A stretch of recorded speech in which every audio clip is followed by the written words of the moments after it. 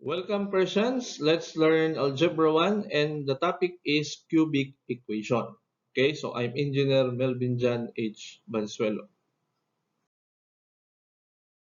So, ano nga ba yung cubic equation? From the word cube, that is of, it means cube that is to the degree of 3.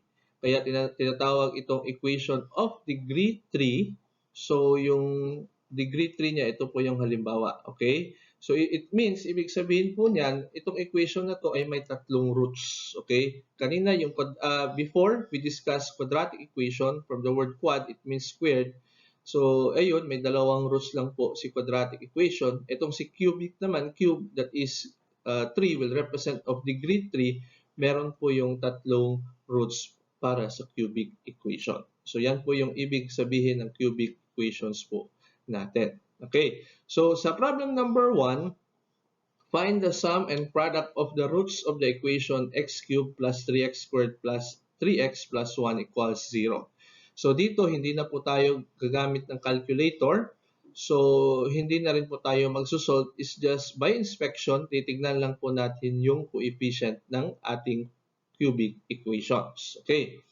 So usually, yung pinakadulo, yan po yung mag-represent ng product of the roots. Usually naman po, yung galing sa cube, in the next term, yan po yung mag-represent ng sum of roots. Okay.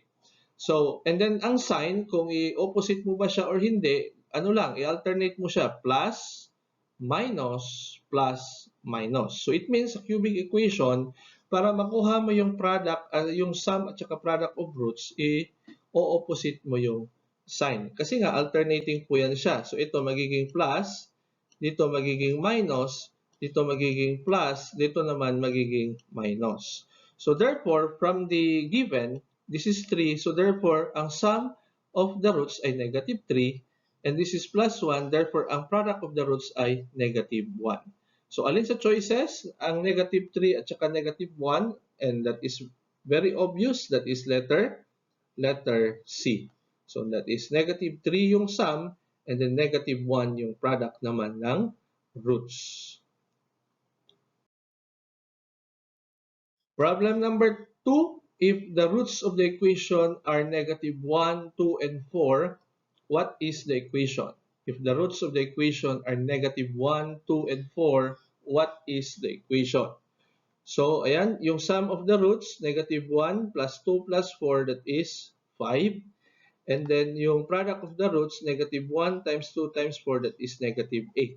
Tandaan, sa cubic equations, once na yung sum of roots at saka product of roots ay ilalagay na natin sa equation, kailangan opposite yung sign.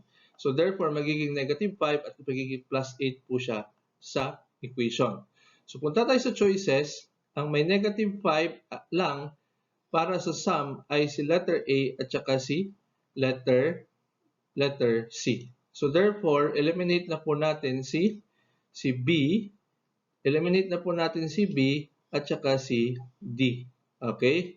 Kasi nga, yung pinagbasehan natin, kung titignan mo yung sum of roots, ang tama lang ay si letter A at saka si letter C. Next, kailangan yung product of roots ay negative 8, therefore sa equation, kailangan plus 8. And sa dalawa, between A and C, ang may plus 8 lang ay si letter A. So therefore, obvious na po yung correct answer. Yung correct answer po is letter A.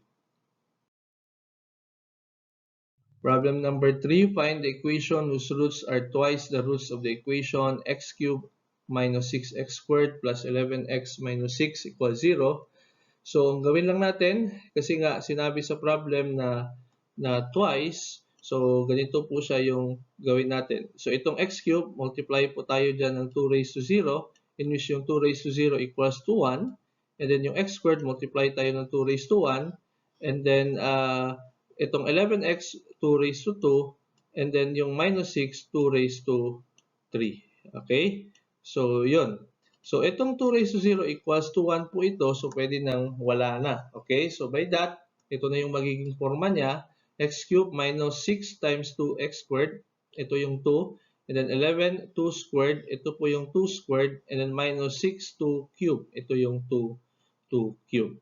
And then isimplify natin yan. Magiging x cube minus 6 times 2x squared plus 11 times 4x. Kasi nga yung 2 squared that is 4.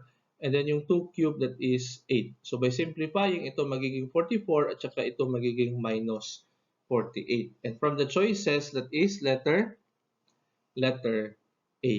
Okay? So, yun. So, for more practice sa Algebra 1, and then especially this cubic equation, gamitin lang po yung Passer's Mastery Module or PMM app. And then, punta lang po tayo sa sections 1.13 to 1.1.15. Okay? And then, click that quiz para makapag-practice po tayo. Okay? So, thank you and God bless.